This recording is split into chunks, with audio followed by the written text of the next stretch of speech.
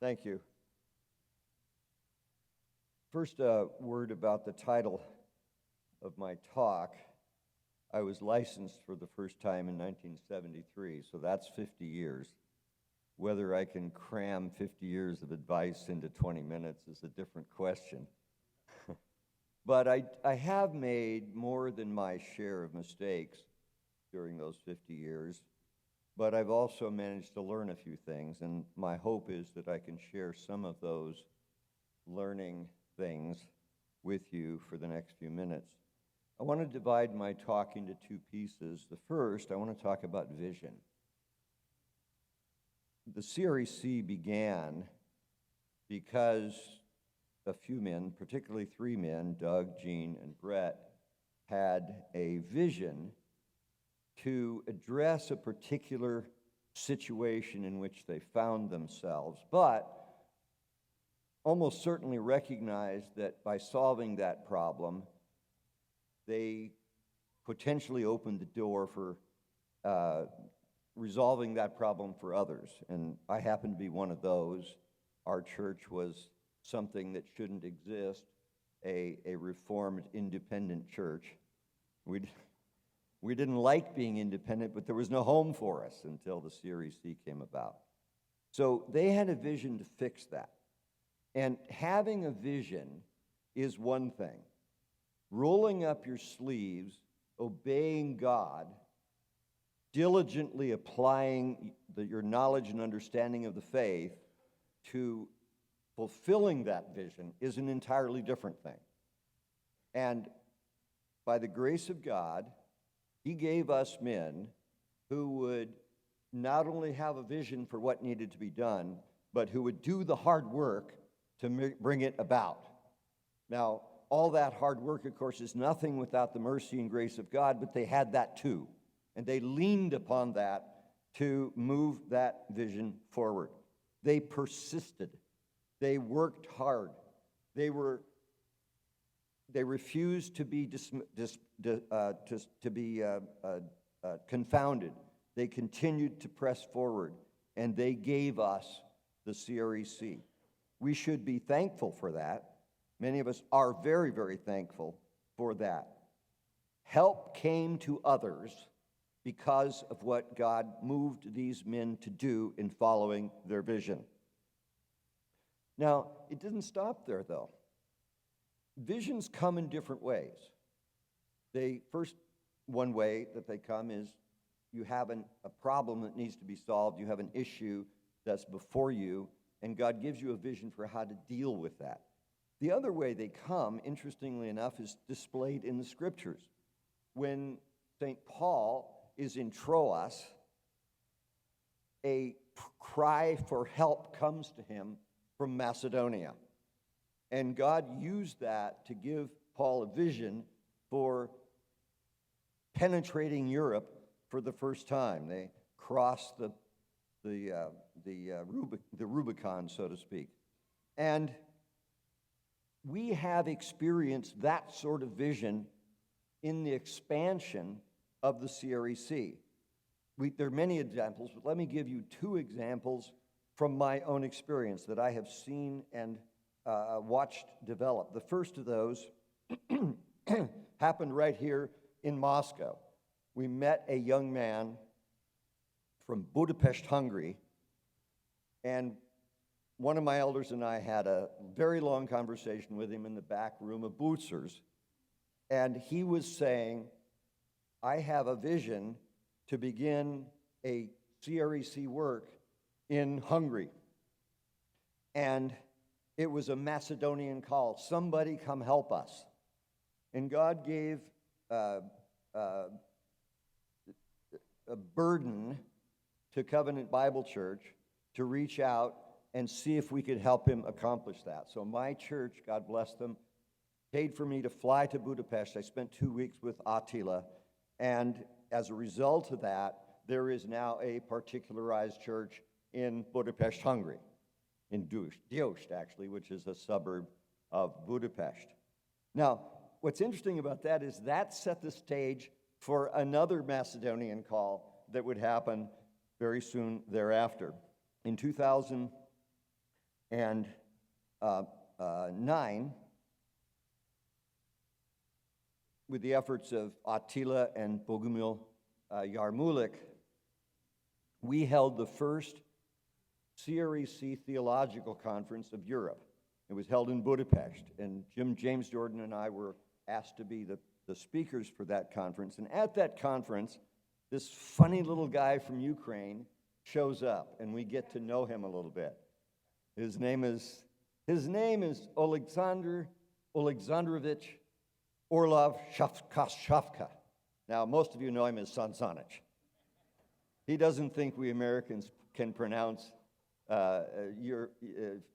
Ukrainian or Russian names. I just proved him wrong. So we met San Sanich, and he was telling us about this little church that he had in Rivne and how interested he was in finding some help. Well, a year later, Jeff Myers, is Jeff, you still here? Jeff Myers and I were down in Bulgaria, and Jeff was speaking at a conference, the second theological CREC conference in Europe, and I had been asked to stay for the following week and give a series of talks to Yavor's congregation. And here comes this funny little guy from Ukraine again. And he shows up at the conference, and Jeff and Bogumil and I sat in an outdoor restaurant in Burgas and had a 2-hour conversation with him. And he was telling us about the difficulties he and his session were having and the need for some help in Ukraine. And so that day, I promised San Sanich that I would come back later in the year, and Bogumil and I would come over and see if we could help him. And so I flew to Warszawa, and Bogumil picked me up there, and we drove to Rivne, and we were able to help him deal with that particular problem that day. But he then told us that he wanted to see the Reformation spread in Ukraine. And so he invited us to come back because he had a vision for expanding the work of the CREC in Hungary. And my church had agreed to sponsor him as a candidate church. And so his church became the first CREC church in Ukraine. Well, when we went back a few months later, he had gathered all these pastors together from various parts of Ukraine to sit down and talk to us about how being in the CREC would help them.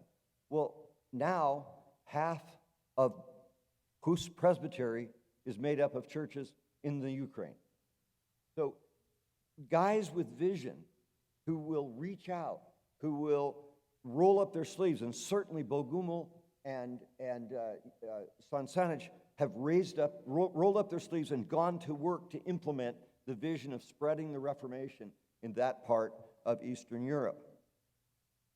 The thing we should learn from this is, first of all, that when God gives us a pathway to expand our work, to preach the gospel in ways that are unfamiliar with us, in territories that are unfamiliar to us, we must recognize that the mercy of God is going before us, and that the demands of the gospel are pushing behind us, and we have to roll up our sleeves and do what we can, not only to help fulfill any vision he might have given to us, but to fulfill the vision that God may have given to someone else who has reached out to us for help.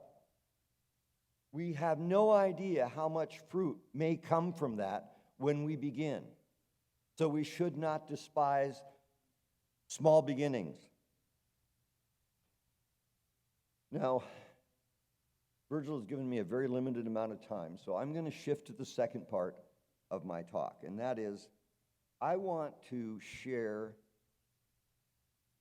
some basic ideas and basic principles that I particularly want at this moment to speak to those of you who are younger pastors and elders. And when I say younger, I mean if you weren't born when I put the wedding ring on that little lady right there in 1970, you're young.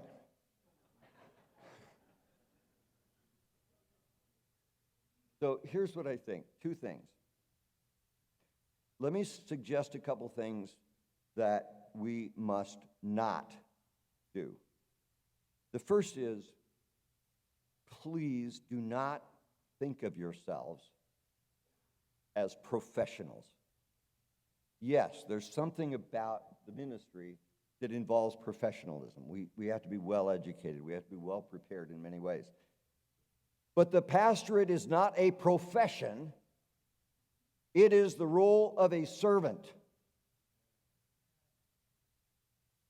We're not climbing a corporate ladder. We must not think of the flock that God has given to us to shepherd is a stepping stone to something bigger. Flush that from your mind. Our job is to grow leaders, and our job, first of all, is to grow into being leaders. That is not automatic when a church extends a call to you. You don't, by virtue of that call, become their leader. You're called to become their leader.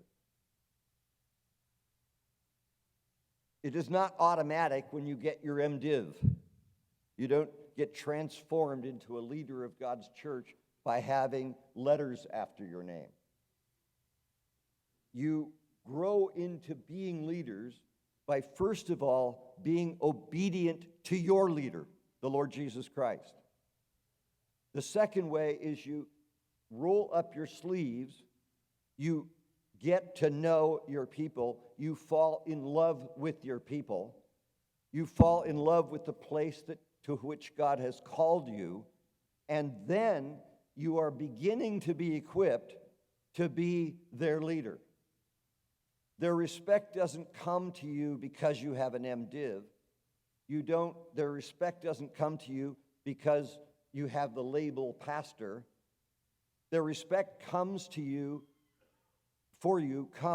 when they see what kind of man you are, when they see how you care for them, when they see how you're willing to touch them when they need to be touched, when you're willing to get up at 2 o'clock in the morning when you get that frantic call. We can't be professionals. We must be the fellow servants of Jesus Christ. We must be the servants of those to whom their souls have been trusted.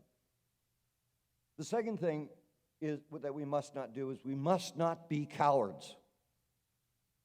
Failure and opposition must not daunt us. Instead, we learn from failure and opposition. We grow from failure and opposition. But if we tuck our tail and run, we're done. See, I can do poetry too. So we must not think of ourselves as professionals, and we must not be cowardly. We must stand firm for the truth, regardless of the cost. And when opposition comes from within, we don't say, oh, well, I can get another professional job somewhere else. Listen, beloved, I will tell you this.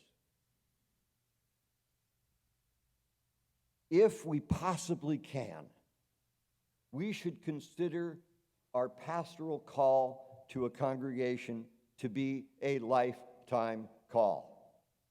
One of the things that's seriously wrong with the church today in America is pastors last for 3 years and then they go on to some other pasture. Maybe they should go out to pasture instead. So let me move on from what we must not do to what we must be. And I say this with grave sincerity. There are 3 qualities that are absolutely essential if you want to be a successful servant of the Lord as a pastor. The first of those is integrity. You must be trustworthy. But that also means that you must be what you are. God has not equipped all of us with exactly the same set of capabilities. Be the best at what you can be because of who you are, and be honest about who you are. Do not try to be someone else. We look at certain leading figures in the church today, whether it's in our denomination or elsewhere, and we say, I need to be like that guy. Well, maybe if you have the same set of skills, you can do those sorts of things that he does.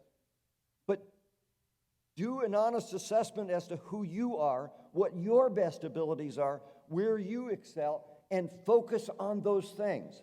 And the areas that are necessary as a pastor at which you don't excel, work on getting better at those things.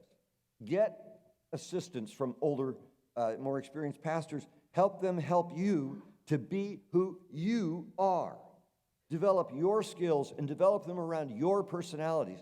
Don't try to imitate somebody who is not like you.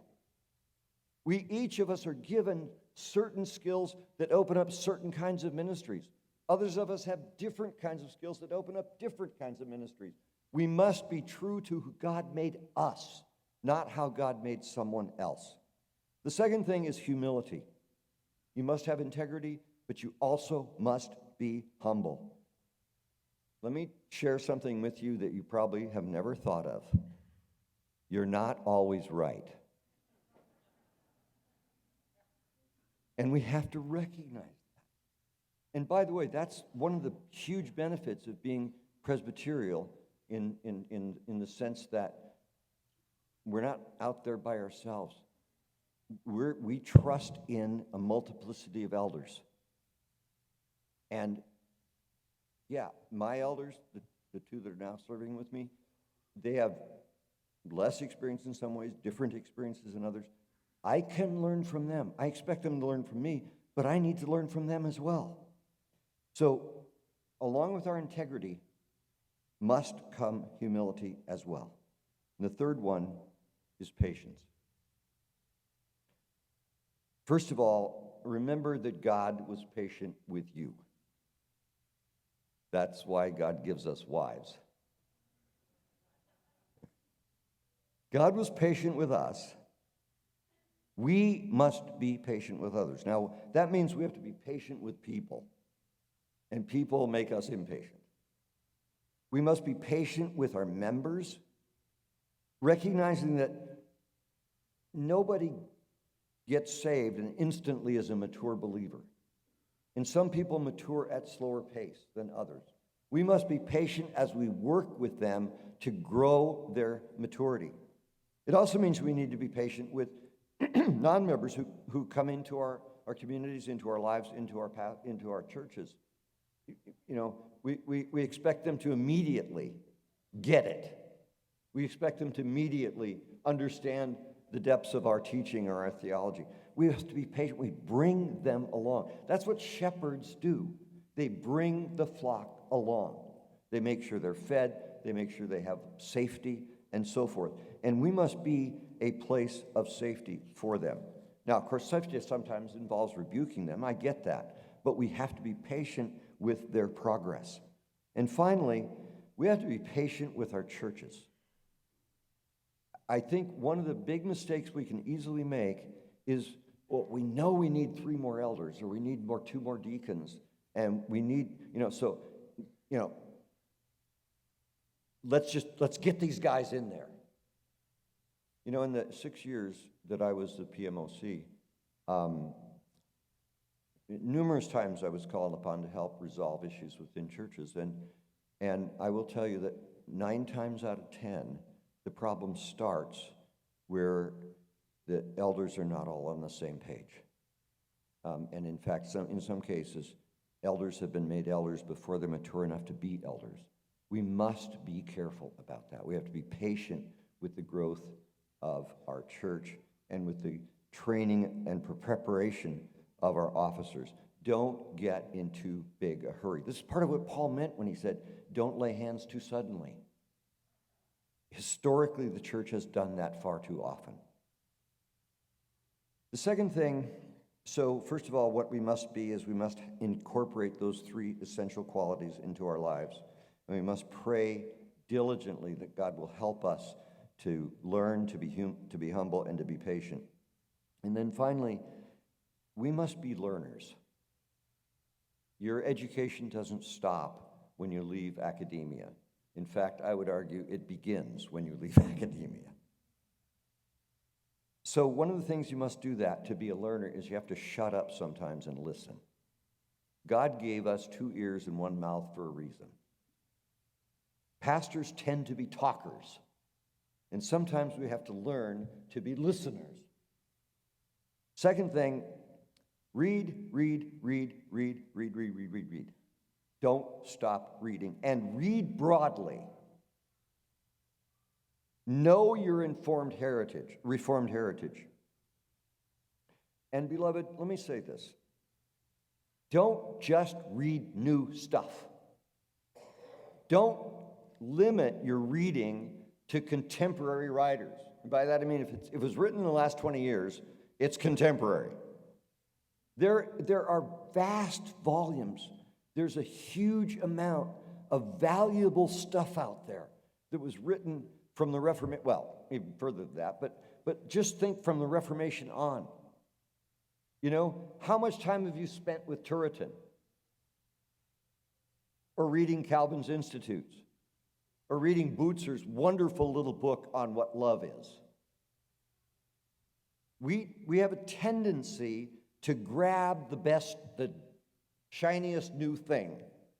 And it's not bad. There are good writers out there. I mean, we've got a couple sitting in this room. But read them, yes. But do not limit yourself to that, and that includes in your sermon preparation. If your practice for preparing a sermon is to read the text, see what Doug said about it, and then preach your sermon, you know? I mean, you're not going to get bad stuff from him, but you're not doing your job. There's a lot of good commentaries that were written 100 years ago, and yeah, they don't have the latest archaeological information, but there's good stuff there. Prepare yourself well, and don't stop reading. And by the way, read outside of theology as well. I don't have enough time to go into that in great deal. Somebody will throw a tomato at me. All right, so shut up and listen. Read. And the third one, heed your wife's counsel. God gave her to you to be your advisor. Now, Adam showed us that sometimes you don't want to listen to what she says.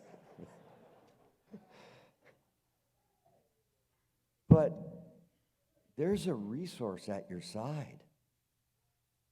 Don't write her off. Sometimes she'll say, you know what? This is not a good direction, Jack.